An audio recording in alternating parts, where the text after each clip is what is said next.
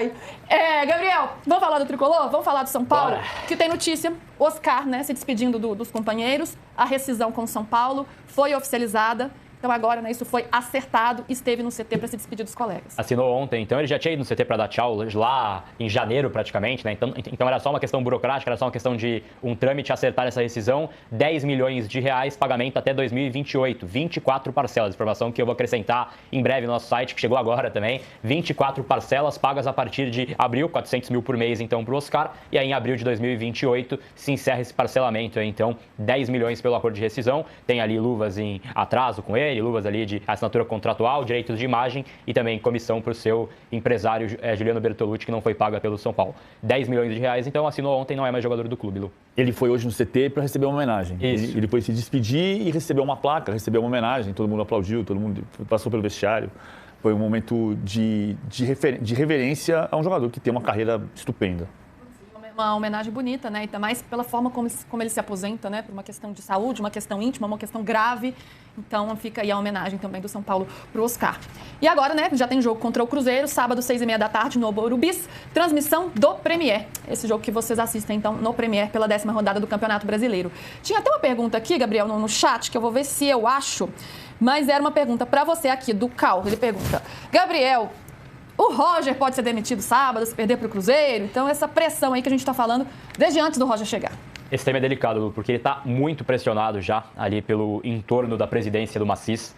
Eu soube que o Macis está bastante abatido nos últimos dias com tudo que vem acontecendo dentro e fora de campo. Então existe uma pressão muito grande, os aliados políticos dele estão pressionando ele em relação a essa escolha que ele fez. Não tem apoio da torcida e aí vai ser termômetro do que vai ser o estádio também no sábado. Caso São Paulo não vença, tenha vaias, ofensas, um clima mais bélico, né, um clima mais tenso no estádio, aí eu acho que já começa a ser jogo de corda bamba. Aí o Roger já entra numa corda bamba que é delicada. E se sair o Roger, sai o Rui. Essa é uma convicção internamente, que o Rui está muito atrelado ao Roger, o Rui e o próprio Rafinha também. Mas o Rafinha ainda é aquele cara que tem a boleirada, é um cara que ele é muito importante para além de outras funções. Mas a escolha do Roger está muito atrelada ao Rui. Então acho que caso perca assim, do Cruzeiro, tenha um desempenho que a torcida faça aquele clima tenso, faça um clima de ofensa, xingamentos assim direcionados. E aí no próximo jogo, novo tropeço, vai ter a Sul-Americana no meio do caminho, ou algo nesse sentido, vai ficar difícil segurar, assim, porque vai ser algo realmente que é uma presidência interina, mas de um cara, o Ari Macis, que nunca foi presidente na vida, né? Então, ele não tem essa naturalidade de ações com um estádio ofendendo, por exemplo. Pausa de 5 segundos para pedir a sua ajuda ao nosso canal com o seu like e se inscrever se ainda não for um inscrito. O Roger Machado ensaiou essa mudança, né? Colocando ali o Arthur numa ponta, depois colocou o Ferreirinha na outra durante o jogo e tal. O que você acha que São Paulo tinha que mudar aí? Primeira coisa, você gostou dessa mudança tática para ter os pontas? Tudo bem que não deu certo, São Paulo não jogou tão bem. Mas você acha que foi uma boa? E o que São Paulo precisa fazer para sábado para mudar e jogar legal, Beto? Cara, até engraçado, eu estava acompanhando o pré-jogo aqui no Arquibancada, na quarta, e antes de sair a escalação, a gente tava, né, a previsão era, pensando já que o Roger jogaria com os pontas, né, até vocês tinham colocado o Ferreirinha e o Arthur ali, né, e aí ele veio com... E também, a vez do Tolói, a gente estava esperando que o Arboleda jogasse. E aí ele veio com o Tolói e, no caso, numa formação, eu achei meio estranho, porque assim, beleza, ele quer colocar o Arthur, então beleza, entrasse com o Ferreirinha, entrasse com 2 pontas ali, não fazer o que ele fez. Enfim, o São Paulo, acho que num conjunto realmente ainda está devendo demais. O jogo para mim não foi muito bom, mas eu acredito que o São Paulo teve uma melhora a partir do momento que ele joga com os 2 pontas mesmo, da função de ponta mesmo ali. O São Paulo consegue melhorar um pouco, eu não sei nem se essa é a palavra, assim, sinceramente, né? Esse jogo de chuveirinho que está acontecendo, para mim tá... Se tirando a paciência, tirando a vontade de assistir jogo, assim, é triste você ver um time sem criatividade, né? Falando assim de futebol, vamos falar de assistir um jogo, né? Tirando um pouquinho do nosso clubismo aqui, mas você assistiu um jogo onde um time não tem criatividade, tá mostrando uma dificuldade na criação, principalmente ali no meio de campo, né? Que, querendo ou não, era um pouco da nossa... acho que era a nossa maior força, talvez, pra gente falar no ano, com o Bobadilha, o Danielzinho e o Marcos Antônio. E, assim... irreconhecível, né? Irreconhecível o que estava esse meio de campo de São Paulo nesse jogo. E aí essa falta de criatividade eu acho que passa muito por esse meio de campo quebrado aí que aconteceu. Mas se o Roger, eu acredito assim, de verdade, se o Roger ele tem essa ideia de uma formação com pontos, eu acho que então ele tem que bancar essa ideia dele e tentar, até porque novamente, não sei se a palavra é o São Paulo melhorou, São Paulo jogou melhor, eu não sei qual é a palavra, mas eu sinto que a partir do momento que o Ferreirinha entra, e aí dá talvez essa profundidade pelas pontas para o São Paulo no ataque, o time de São Paulo melhorou em campo, cresceu um pouco mais, conseguiu o gol, né? Por incrível que pareça, num cruzamento, do que a gente está criticando tudo, mas saiu esse gol no cruzamento. Mas, sinceramente, eu não gosto de ser, às vezes, um cara muito pessimista, assim, mas às vezes eu acho que talvez esse gol tenha saído mais na falha. Eu achei que o goleiro falhou demais. Assim. O goleiro acho que já estava meio que entregando a paçoca. Foi um bom cruzamento do Wendel, quem diria que o Wendel ia achar um bom cruzamento, achar o Caleri daquele jeito ali próximo do gol para finalizar bem. Mas para mim o goleiro perdeu muito o time ali da saída ali. Acho que ele começou a sair, depois desistiu, tentou voltar e ficou tarde demais. O Caleri tem a qualidade, acho que o Caleri esse ano tá muito bem, é um dos jogadores que dá para a gente salvar desde da volta da lesão dele, ele tá muito bem. Eu acho que o que o São Paulo precisaria contra o Cruzeiro, eu acho que, novamente, se ele está nesse pensamento de que ele gosta desse futebol com 3 atacantes, 2 pela ponta ali, ele acho que ele tem que ir na dele, então, porque vai dar certo? A gente não sabe. Ainda mais o Cruzeiro que está vindo de um trabalho novo, né? A gente não sabe como é que o Cruzeiro vem. É difícil, lógico que você tem o jogo contra o Vitória para analisar, mas ainda é um jogo só, né? Então a gente não sabe ao certo como o adversário vai jogar, o que eu acho que atrapalha um pouco mais, né? Porque talvez se você já tivesse uma noção, né? Vamos pensar que ele tivesse ainda com o Tite, dava para você analisar muito mais, você ia ter muito mais repertório do jeito que jogou o Cruzeiro em 2026, só que agora, do jeito que o Arthur Jorge chegou ali, tudo bem que o Vitória acho que também não é um grande adversário para dar um parâmetro assim, mas aparentemente ele mudou a cara do time, né? E assim, mudando a cara do time, fica um pouquinho mais difícil pro São Paulo tentar achar uma solução para esse jogo em casa, mas assim, de qualquer forma, precisa vencer. O nosso maior freguês dentro de casa, se o São Paulo não ganhar, o Jorge ele já chegou pressionado, né? Então acho que se essa vitória não vir, vai ser bem difícil, né? E do jeito que o São Paulo tá jogando também, né? Eu acho que não é só vencer, é convencer. Às vezes não é só a derrota, mas como perde. E o São Paulo, no caso, vamos pensar que esse gol do Caleri não tivesse saído, a derrota acho que ela ia ser agravada pelo jeito que o São Paulo tá jogando, por mais que a partir do momento quando o São Paulo entra com pontos ali, melhora um pouco o jogo, mas ainda assim acho que tá devendo demais. Porque não é assim, só a questão de perder, né? Perder pode acontecer, é o jeito que perde, né? O jeito que joga, né? Porque senão é aquilo. Você vê o São Paulo, por exemplo, assim, vou falar da maneira mais, sei lá, isenta possível. Acho que é interessante ele tentar mudar o esquema tático para usar os pontas, porque aí você pode usar mais opções. Mas isso durou 20 minutos.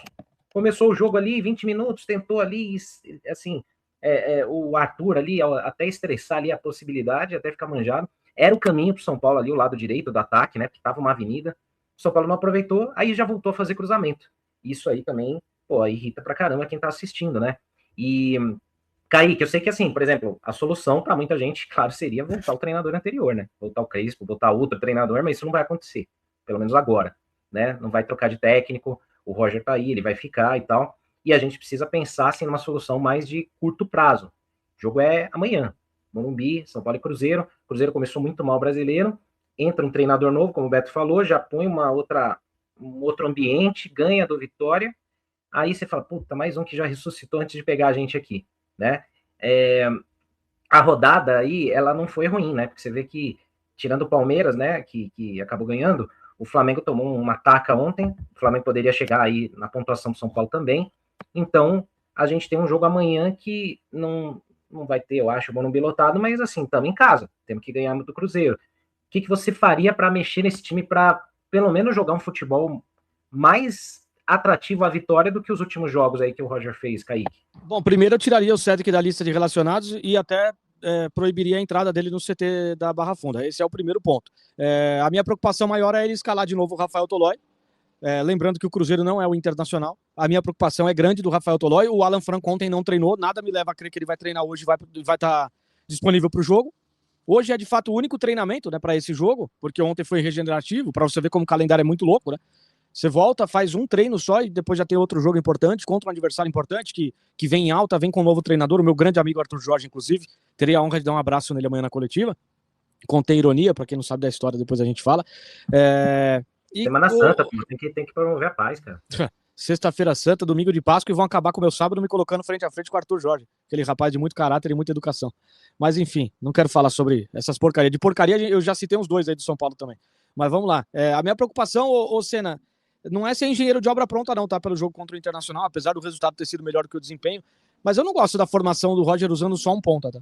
Isso que ele citou. De repente, pelos jogadores à disposição, a formação não foi tão interessante assim, porque o Arthur pode servir como um segundo atacante. Mas esse segundo atacante, para mim, ele tem que ser o Luciano. O Luciano tem que estar cada vez mais perto do gol. Quando o Luciano vem buscar a bola no meio campo, é loucura. O torcedor de São Paulo começa a ter arritmia. E é um cara que prende a bola, que demora para poder soltar a bola, é a característica daquele cara que faz o pivô lá na frente. E no meio campo esse tipo de jogada não funciona e às vezes trava demais o time e impede até de você clarear uma jogada para poder resultar em gol.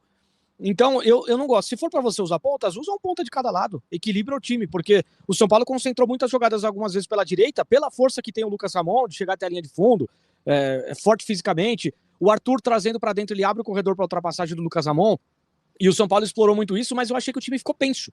E geralmente ele fica mesmo, tendo só um ponta. Se esse ponta jogar um pouco mais centralizado, colado no centroavante como um segundo atacante, é outra coisa, para poder dar a opção de velocidade naquela última faixa ali do campo. Agora, um ponta aberto, quase colado na linha lateral, de um lado só e do outro lado você não ter o jogador, eu acho que o time fica muito penso. Então, primeiro que eu já não gostei dessa formação nova do Roger. A escolha pelo Pablo Maia é uma escolha que é até coerente com relação ao posicionamento dos demais jogadores. Ele manteve a estrutura ali com 3 volantes, mas eu imaginei que ele pudesse ir com o Cauli desde o começo. Talvez ele entendesse que o time ficaria muito exposto, e talvez muito exposto defensivamente, porque ele não tinha também o Enzo Dias, né? Ele tinha o Wendel. Então algumas escolhas você até consegue entender para esse jogo contra o Internacional. Vamos ver com um time um pouco mais completo contra o Cruzeiro. Eu acho que é um jogo de extrema dificuldade, apesar de concordar muito com uma coisa que o Beto falou. Eu não consigo lembrar de outro jogo assim, importante de relevância nacional, que tenha uma freguesia tão grande quanto o Cruzeiro, cara. Eu lembro que a minha infância e adolescência inteira era assim, acompanhando em qualquer momento que fosse no Morumbi, fosse no Mineirão, fosse na China, em Marte, o São Paulo sempre ganhava do Cruzeiro. O São Paulo sempre ganha do Cruzeiro. O grande número de jogos, a diferença de vitórias contra o Cruzeiro é impressionante. Então isso também é colocado em campo, né? Isso é colocado na arquibancada, principalmente pelo torcedor, um ânimo maior de ir jogar contra um adversário que historicamente tem dificuldade de enfrentar o São Paulo, e que isso aconteça também amanhã no Morumbi, a expectativa do torcedor que vai até lá, né? Agora, só tenho dúvida com relação ao público, né? Você pega, entre aspas, um feriado prolongado, muita gente tá de folga nessa sexta-feira, né? Pode aproveitar para poder viajar. Esse jogo no sábado, apesar de ser um bom horário, tá? Pro sábado é um bom horário, pro pessoal que gosta daquele rebola-saia, daquele negocinho, né? Tomar uma minha depois, é um horário bom, né? É um horário cedo até no sábado. Mas enfim, vamos ver como é que vai se desenrolar esse jogo aí contra o Cruzeiro, mas é parada difícil. E tentar neutralizar, o meu campo de São Paulo precisa neutralizar. Coloca o Danielzinho, se o Matheus Pereira sair para ir ao banheiro fazer necessidade, o Danielzinho tá lá do lado com o rolo de papel higiênico. Cola o Danielzinho no Matheus Pereira, porque esse cara aí joga muita bola, é um dos poucos 10 que ainda existem no futebol brasileiro. E o problema, cara, é que justamente assim, esse esquema tático que o Roger tentou colocar, ele meio que deu uma apagada, né, no ponto principal do time, que eram pelo menos esses dois, né, o Danielzinho e o Marcos Antônio. Nesse jogo contra o Inter aí, os dois foram perdendo protagonismo, né? O Marcos Antônio caiu bastante de produção, o Danielzinho também, depois os dois foram substituídos ali durante a partida. Isso, deixou muita gente na bronca, né? Porque os dois eram os principais nomes. Esse jogo tem um contexto interessante, como o Kaique falou, que, assim, historicamente, em mata-mata, é o contrário, né? O Cruzeiro tem vantagem em jogos importantes contra o São Paulo em mata-mata, mas em pontos corridos o São Paulo tem, historicamente, um bom desempenho contra eles. E mesmo em fases ruins, né, que a gente esteve ali ameaçado de rebaixamento, então o São Paulo ia lá e ganhava do Cruzeiro lá e aqui. Eu lembro muito do gol do Hernanes, né? Então, E, gol de falta, Morumbi lotado, a torcida abraçou a ideia do time que estava com dificuldade na tabela. O Cruzeiro vinha até bem melhor do que o São Paulo, foi lá e tomou taca no Morumbi.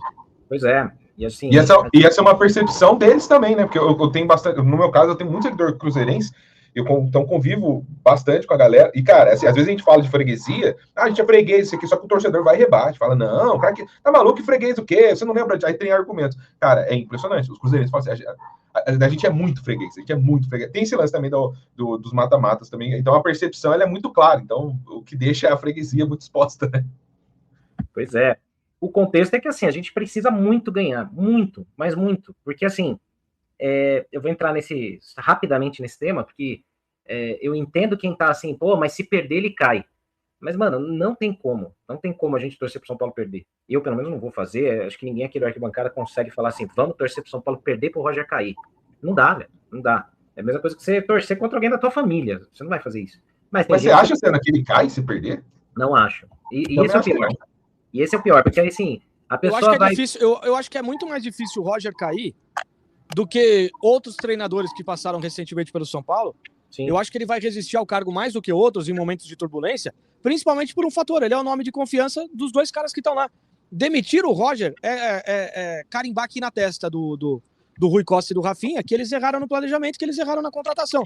E no futebol a gente sabe que envolve muito ego, né? Dirigente tem o ego lá em cima, né? O que o Rui Costa deve estar torcendo pro Roger emplacar a sequência de vitória pra ele vir todo pavãozão e falar, pô, acertei. Não tô nem falando mal do Rui, é um cara de gente boa nos bastidores e tal. Mas o que ele deve estar torcendo pro Roger ir bem para poder valorizar a contratação dele é brincadeira, pô. É lógico. Porque eu tenho essa percepção, eu sempre falei isso, até no início, quando eu falei, cara, a gente tem que torcer pelo sucesso do Roger, porque o sucesso do Roger é o nosso sucesso. A gente acha que vai dar certo?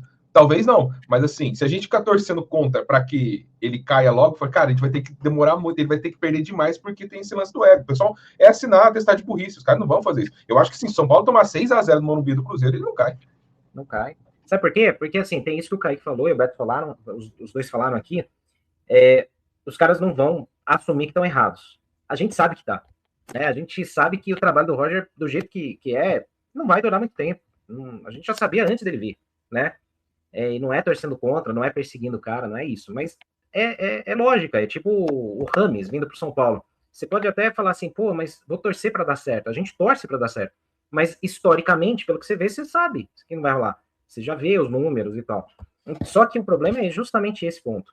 Para não assinar o atestado de burrice, pode ser que eles segurem o Roger mais tempo do que o normal, até para não dar o braço a torcer, até para não dizer que erraram. E aí, de repente, assim, o São Paulo emenda aí uma sequência de resultados ruins, os caras não demitem, porque vão falar, não, mas a gente não errou. Então, eu não consigo torcer pro São Paulo ir mal, cara. Eu torço pro São Paulo ir muito bem, conseguir o máximo possível e no fim do ano, se for o caso, trocar. Sabe? Porque, assim, não existe mais critério. Do mesmo jeito que eles tiraram o Crespo liderando o Campeonato Brasileiro, pode ser que chegue no fim do ano com bons resultados e eles falem, realmente não vai dar, a gente não consegue segurar mais um ano o Roger aqui, então vamos procurar outro. É uma merda ficar trocando de técnico toda hora? Putz, Só que isso acontece porque contratam errado, né? E aí, ao meu ver, e acho que de 99,9% da torcida, o grande erro foi fazer o que fizeram, do jeito que fizeram com o Crespo, né? Mas, enfim, a gente tem agora aí essa partida contra o Cruzeiro que, caso o São Paulo vença, dependendo dos resultados da rodada, o São Paulo volta para o segundo lugar. Então, a gente tem que torcer por isso.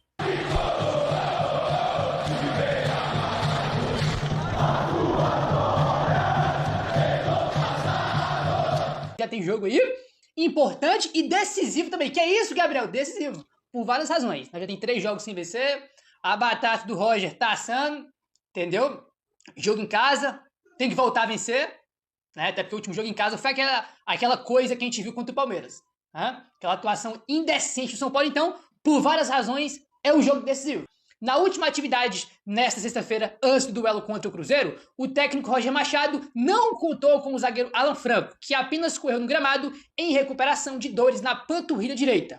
O defensor não vai jogar neste sábado. Então, assim como tinha acontecido contra o Internacional, o Alan Franco, mais uma vez, não vai jogar. Nem participou do treino hoje. Então, desfalque para amanhã. E faz falta, por mais que o Alan Franco não esteja aí, não estava no seu melhor momento dele pelo São Paulo, já teve momentos melhores, mas quando ele não joga, quem joga é o Tolói, por exemplo, né? A gente viu o gol do Inter como foi, pra cima dele, né? Inclusive o gol que é em cima do Tolói contra o Inter é até um pouco parecido com o gol que o São Paulo tomou da Portuguesa no Morumbi naquele 3-2, né? Que tem um cruzamento para a área, o atacante antecipa o Tolói numa facilidade incrível e faz o gol. No jogo contra o Inter, a mesma coisa, né? O atacante antecipa ele facilmente e faz o gol. Então, assim, eu até acho que o Tolói fez um bom jogo lá contra o Coritiba, que ele começou como titular, fez um bom jogo, que naquela partida, se não me engano, até foi o melhor em campo. Mas, assim, o Alan Franco é mais jogador que ele, melhor que ele, mesmo que o Alan Franco não esteja no melhor momento.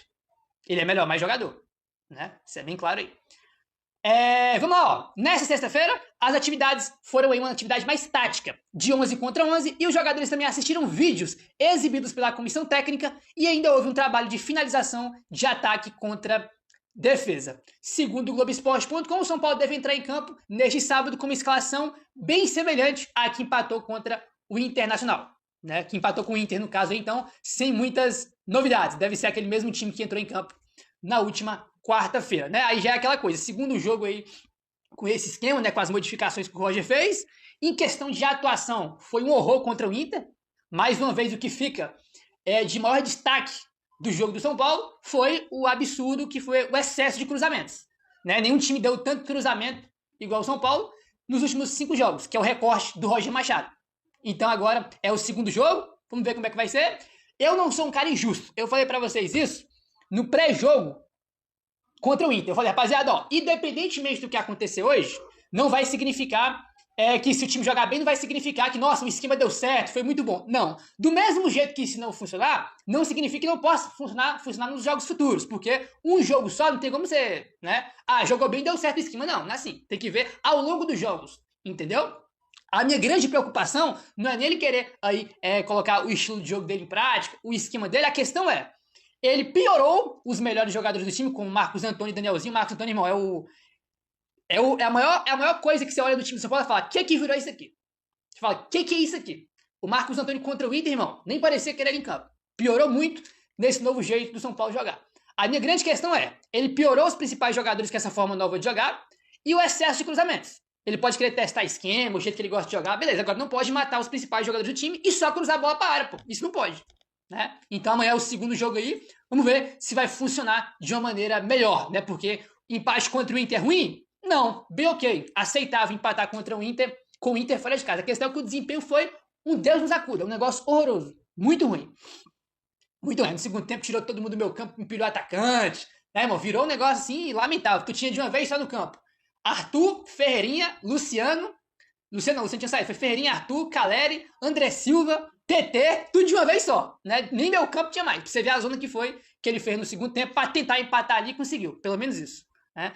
Vamos ver amanhã se a gente vê um pouco mais de organização coletiva, um pouco mais de desenvolvimento no jogo do São Paulo, né? Uma troca de passe, uma triangulação, uma infiltração, uma tabela, e não só chuveirinho parar, porque se for só isso, irmão, aí realmente vai ser um negócio assim que a gente sabe onde vai parar, né? A gente sabe muito bem aí.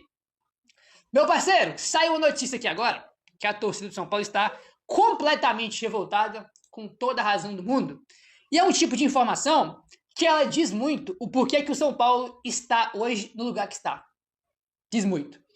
E é um tipo de notícia triste que tu olha e fala, pô, cara, assim, quando tu vê esse tipo de notícia, tu fala assim, caramba, cara, tem muito torcedor que deixa de ver jogo, né, deixa de pagar o plano de sócio torcedor, deixa de comprar camisa, deixa de acompanhar o dia a dia do clube.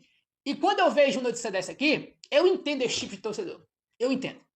Segundo o UOL, o São Paulo se negou a entregar para a polícia e o Ministério Público o contrato com a Live Nation, alegando confidencialidade. Postura causa incômodo nas investigações, que se posicionou a coluna do UOL que trouxe a informação. Né? O documento foi pedido na investigação sobre o camarote clandestino do Morumbi. Então, tem essa situação do caso do camarote, que a gente já sabe, que a gente já conhece.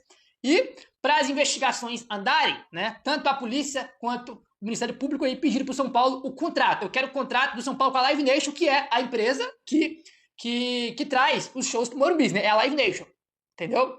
Então, natural a polícia e o Ministério Público querer ver esse contrato. E simplesmente o São Paulo negou, disse que não vai entregar o contrato para a polícia nem para o Ministério Público.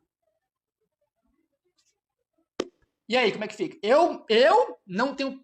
palavras eu tenho, só que eu não posso falar, né? Senão vão derrubar meu canal, vou ser preso, tomar processo, então melhor não falar.